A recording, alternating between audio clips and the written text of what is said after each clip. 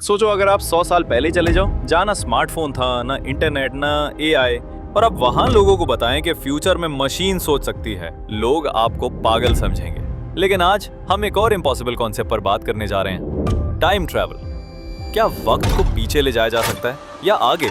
और अगर हाँ, तो कैसे? 1905 में एल्बर्ट आइंस्टाइन ने एक धमाकेदार थ्योरी दी, स्पेशल रिलेटिविटी। इस थ्योरी के मुताबिक वक्त हर किसी के लिए एक जैसा नहीं होता। अगर कोई शख्स लाइट की स्पीड के करीब चले तो उसका वक्त स्लो हो जाता है।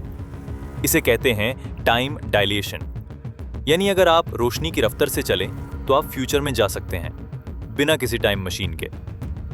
ये पहली दफा था जब साइंस ने टाइम को एक रबर बैंड की तरह समझा, फ्लेक्सिबल और स्ट्रेची। अगर आप पीछे जाकर एक पतंग उड़ा दें तो फ्यूचर में एक जंग हो सकती है। बटरफ्लाई इफेक्ट कहता है छोटी चीजें बड़े रिजल्ट्स ला सकती हैं। पास्ट को बदलना खतरनाक हो सकता है, दुनिया का नक्शा ही बदल सकता है। अगर किसी ने हिटलर का बचपन में बचाव कर लिया होता, सोचिए, हर चेंज का असर होता है, चाहे वो कितना भी छोटा हो। अगर आप पास्ट में जाकर अपने दादा को मार देते तो फिर आप पैदा कैसे होते? ये एक ऐसा पैराडॉक्स है जो साइंस के लिए एक बड़े सर दर्द की तरह है। इस तार्किक विरोध को समझना बहुत मुश्किल है, और टाइम ट्रैवल का सबसे बड़ा लॉजिकल प्रॉब्लम भी यही है। क्या यूनिवर्स ऐसे किसी विरोधाभास को होने ही नहीं देता, या फिर हर एक्शन के साथ एक नई रियलिटी, एक नई दुनिया जन्म लेती है? ब्लैक होल्स में ग्रेविटी इतनी ज्यादा होती है कि टाइम वहां स्लो हो जाता है। आइंस्टाइन की जनरल रिलेटिविटी के मुताबिक मास और ग्रेविटी टाइम को बेंड कर सकती हैं।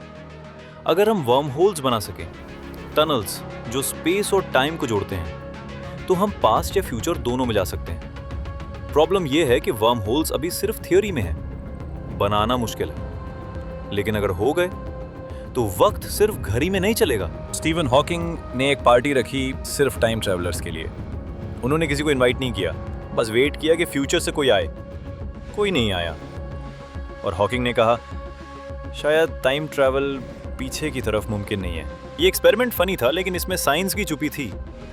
टाइम ट्रैवल को लेकर डाउट्स अभी भी जिंदा हैं। क्वांटम साइंस कहती है कि हर बार जब आप कोई डिसीजन लेते हो, एक नई रियलिटी बन जाती है। अगर आप पास्ट में जाके कुछ चेंज करो तो असल टाइमलाइन वैसी की वैसी रहती है, आप बस एक नई दुनिया में चले जाते हो। इसका मतलब टाइम पैराडॉक्स होता ही नहीं, लेकिन आप अपने ओरिजिनल वक्त में वापस भी नहीं आ सकते। ये कॉन्सेप्ट सिर्फ मार्वल मूवीज का नहीं, रियल साइंस भी इसे एक्सेप्ट करती है। हो सकता है हम सब अपनी अपनी रियलिटीज में जी रहे हो। गूगल ने एक ऐसी चीज बनाई जिसे टाइम क्रिस्टल कहा जाता है। ये एक ऐसा मटेरियल है जो टाइम के अंदर कंटिन्यूअसली रिपीट होता है, बिना किसी एनर्जी के इस्तेमाल के। सोचिए, ये टाइम के फ्लो को तोड़ता है, जैसे वक्त को चीट कर रहा हो। ये पहली दफा हुआ है जब किसी मटेरियल ने फिजिक्स के ट्रेडिशनल रूल्स को वायलेट किया है। और अगर फ्यूचर में ये टेक्नोलॉजी ग्रो करती है तो मुमकिन है कि हम वक्त को रोक भी सकें, या उसे रिवर्स करने के तरीके डेवलप हो जाएं। ये कोई साइंस फिक्शन नहीं, ये रियल दुनिया की साइंस है जो अभी हमारे सामने अनफोल्ड हो रही है। आपको लगेगा कि टाइम ट्रैवल सिर्फ एक मॉडर्न कॉन्सेप्ट है, लेकिन पुराने लोग भी इस राज को समझने की कोशिश करते थे। हिंदू एपिक महाभारत में एक राजा था, काकुदमी। वो देवताओं से मिलने गए, लेकिन जब वापस आए तो जमीन पर हजारों साल गुजर चुके थे। सिर्फ भारत ही नहीं, इजिप्शियंस और मायन सिविलाइजेशंस के टेक्स्ट में भी ऐसे क्लूज मिलते हैं। शायद वक्त का सफर इंसान का पुराना सपना है, और शायद किसी ने कभी सच में ये सफर तय किया भी हो। 2000s में एक आदमी आया, नाम था जॉन टाइटर। बोला मैं 2036 से आया हूं। उसने फ्यूचर के कुछ राज बताए, कुछ ठीक निकले, कुछ गलत। इंटरनेट पे आज भी कई लोग हैं जो कहते हैं हम टाइम से आए हैं। अब तक प्रूफ नहीं मिला, लेकिन कहानियां लोगों का इमेजिनेशन जगा रही है। क्या पता कोई सच में हमारे बीच हो। नासा का एस्ट्रोनॉट स्कॉट कैली जब 1 साल स्पेस में रहा तो उसके डीएनए में थोड़ा चेंज आ गया। उसका वक्त भी धरती के वक्त से हल्का सा स्लो चला, यानी टेक्निकली उसने टाइम ट्रैवल किया स्लो मोशन में।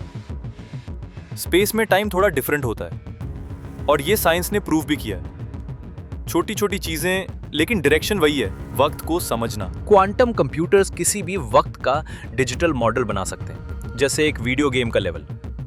एआई एल्गोरिदम्स फ्यूचर को प्रेडिक्ट करते हैं और पास्ट के ऑल्टरनेट वर्जन्स भी ढूंढ सकते हैं। सोचो, अगर एआई ने एक सिक्योर टाइम ट्रेवल सिस्टम बना लिया तो पैराडॉक्स का कोई चांस ही नहीं बचेगा। कल को टाइम मशीन बनेगी तो उसके पीछे एआई का दिमाग होगा, ह्यूमन का नहीं। साइंस फिक्शन का असली हीरो अब आर्टिफिशियल इंटेलिजेंस है। सोचो अगर कल टाइम मशीन बन गई, क्या हर आदमी उसे यूज कर सकेगा या सिर्फ रिच लोग अपना पास्ट चेंज करेंगे, हिस्ट्री मैनिपुलेट करेंगे? साइंस को ये डिसीजन अभी लेना होगा, वरना फ्यूचर एक और इनइक्वालिटी बन जाएगा। टेक्नोलॉजी सबके लिए होनी चाहिए, वरना वक्त भी बायस्ड हो जाएगा। 1971 में साइंटिस्ट ने प्लेन में एटॉमिक क्लॉक्स ले जाएं, एक ग्राउंड पर छोड़ा, एक प्लेन में ले गए। प्लेन से वापस आने के बाद दोनों क्लॉक्स में वक्त का फर्क था। प्लेन वाली क्लॉक स्लाइटली स्लो चली थी, बिल्कुल वैसे ही जैसे आइंस्टाइन ने प्रेडिक्ट किया था। यानी टाइम ट्रैवल कोई सिर्फ थ्योरी नहीं, उसका एक्सपेरिमेंट हो चुका है। साइंस ने वक्त को छूने की कोशिश शुरू कर दी थी। अगर कल एक दरवाजा खोले जो आपको पास्ट या फ्यूचर ले जाए, आप क्या चूज करेंगे? पुरानी गलतियां सुधारना या फ्यूचर का मैजिक देखना? वक्त सिर्फ बहता नहीं, कभी कभी पालट भी सकता है। लेकिन सवाल यह है, क्या आप रेडी हैं? टाइम ट्रेवल साइंस का वो राज है जहां इमेजिनेशन और रिसर्च दोनों मिलते हैं। हो सकता है अगले कुछ डेकेड्स में हम वक्त को फोल्ड करना सीख लें, या हो सकता है ये हमेशा एक सपना ही रहे। लेकिन एक्सप्लोर करना, सीखना, सोचना, ये कभी नहीं रुकना चाहिए। अगर आपको आज का टॉपिक पसंद आया हो, चैनल को जरूर सब्सक्राइब करें। कमेंट में लिखें आप किस वक्त में जाना चाहेंगे और क्यों। मिलते हैं अगले एपिसोड में एक नए फ्यूचर के सच के साथ।